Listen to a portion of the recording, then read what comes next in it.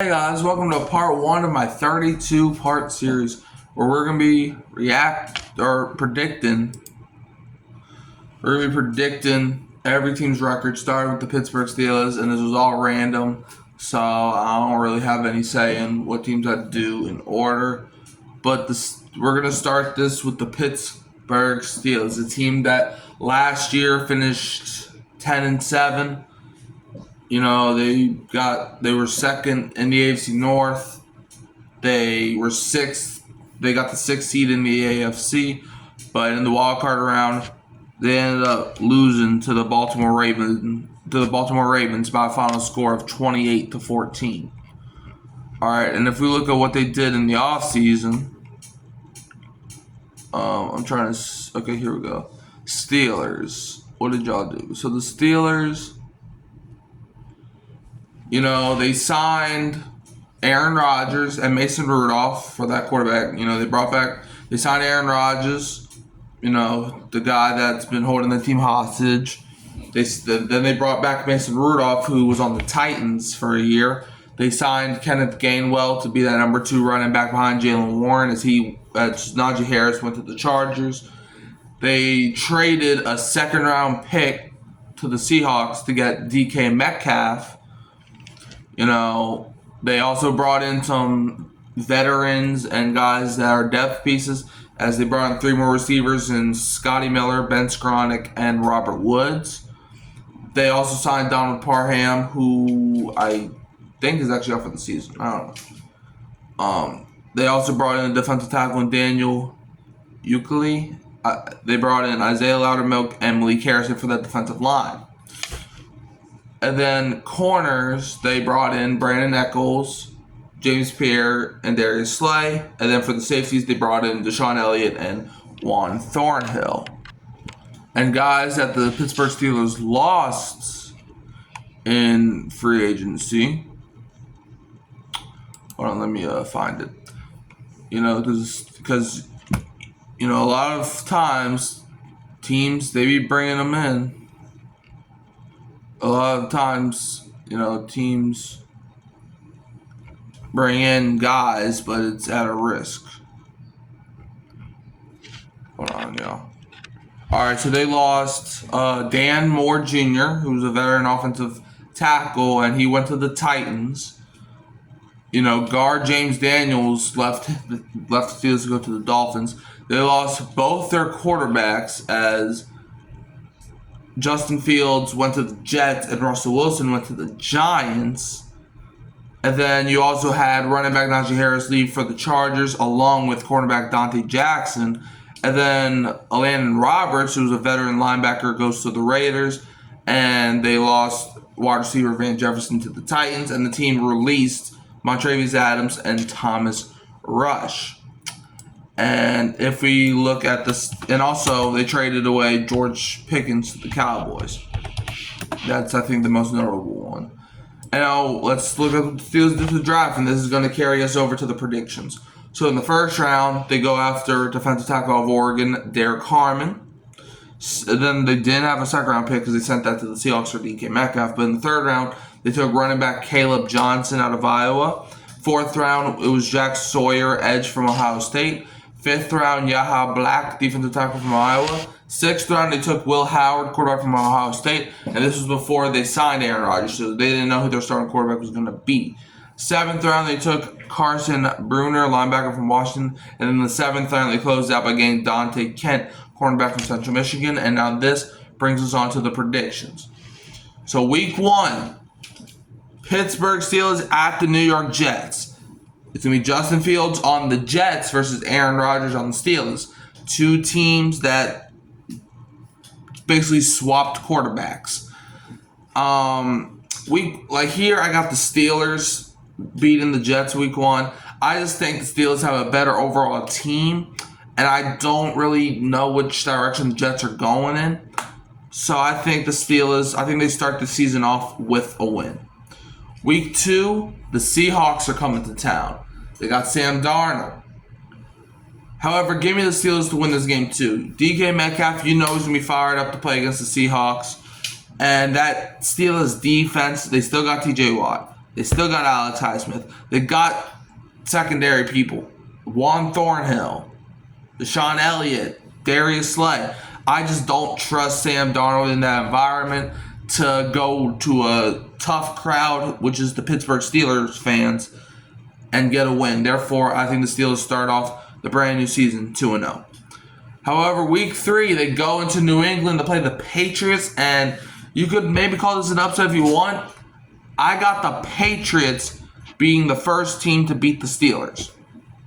Mostly because, look, the Patriots, their team improved from last season. They got Milton Williams, got a lot of guys. They got Stephon Diggs. Drake May coming into year 2, I think the Steelers might be a better team, but this is going to be one of the cases where the better team doesn't always win.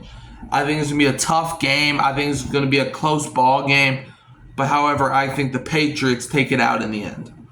Week 4, the Steelers are hosting the Minnesota Vikings.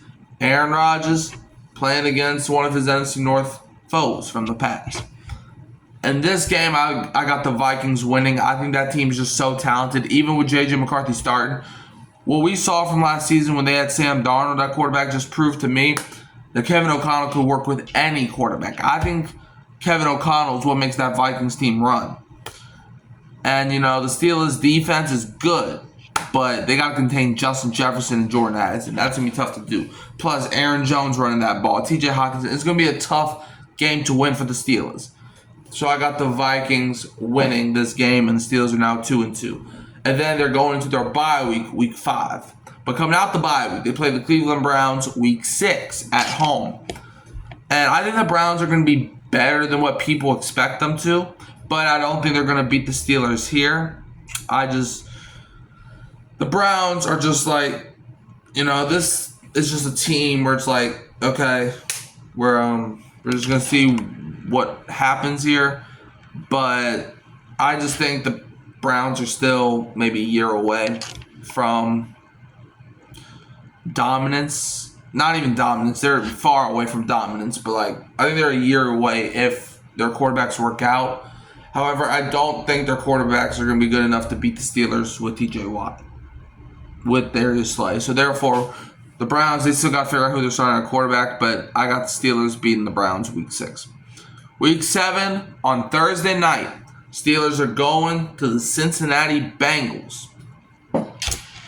In this game, I think the Steelers are going to win. I just don't trust the Bengals right now. They don't got Trey as of now. They don't even have their first round pick right now. Shamar Stewart is still not signed. The Bengals, they're going to put up points. But last year, the Bengals put up 38 points in the Steelers and still lost. I understand this game's in Cincinnati, but their defense is atrocious. Therefore, I think the Steelers are going to take advantage. Week 8, the Steelers are hosting the Green Bay Packers. Aaron Rodgers going against his former team. It's going to make headlines. However, I think the Packers are going to come to crush the party. I just don't...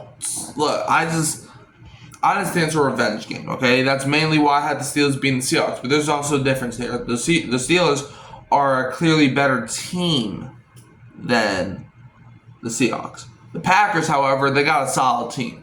They got Jordan Love at quarterback, and Jordan Love, he's either good or he's bad. He picks whether he wants to activate his Brett Favre mode, or his Drew Bledsoe mode.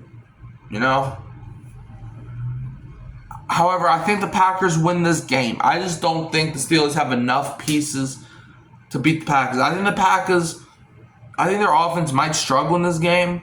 But I think the Packers defense can do a good job against the Steelers, who have a lack of a run game as of now. Other than DK Metcalf, they have no receivers on that team like Calvin Austin or Robert Woods. They're number 2. If it was 2021, Robert Woods would be a solid number 2. If it's 2025, he's not. So I got the Packers win that one. However, week 9, the Steelers host the Colts, where I do think they rebound and they beat the Colts. I don't really trust any of the quarterbacks on the Colts. Therefore, I think it's basically an automatic win for the Steelers. However, I know it's any given Sunday. T.J. Watt, though, is going to be Anthony Richardson's going to look on the side of the field and he's going to be like, oh, shoot. Week 10 at the Chargers, the Steelers trip and fall as I think the Chargers beat them. Najee Harris against his former team. Justin Herbert against the Steelers. It's like, Steelers, they're going to want to beat the Chargers, but so the Chargers are going to want to beat the Steelers. You know, it's a mutual interest. However, I just got Chargers winning. I think Chargers have just a better team, and I don't think the Steelers really can compete with the Chargers. You know, the Chargers with Jim Harbaugh and Mike Tomlin, you know, it's going to be a good coaching battle, but I think Jim Harbaugh's a better coach. Week 11, Steelers hosting the Bengals, and I actually got the Steelers sweeping the Bengals.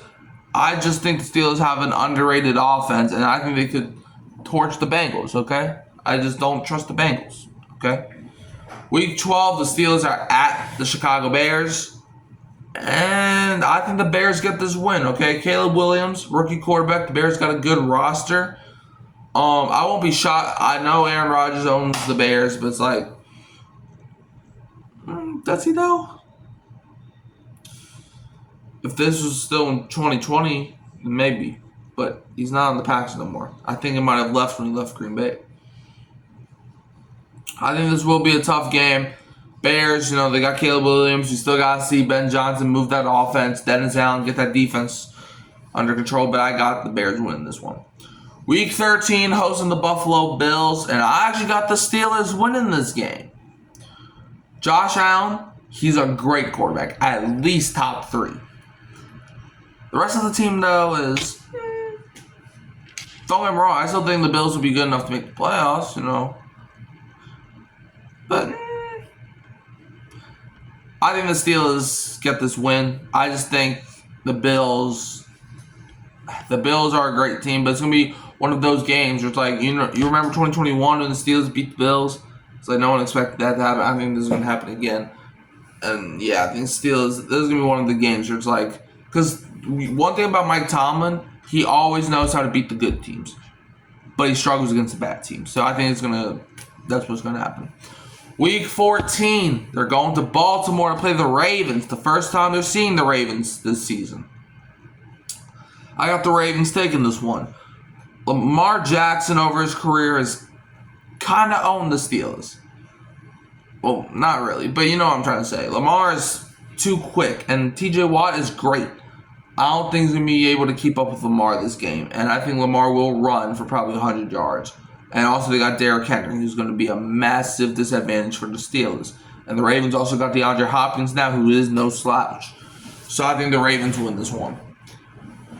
Week 15, the Steelers are hosting the Miami Dolphins. And I got the Steelers winning this one. The Dolphins are probably not going to have Ramsey, therefore you're probably not going to have a win.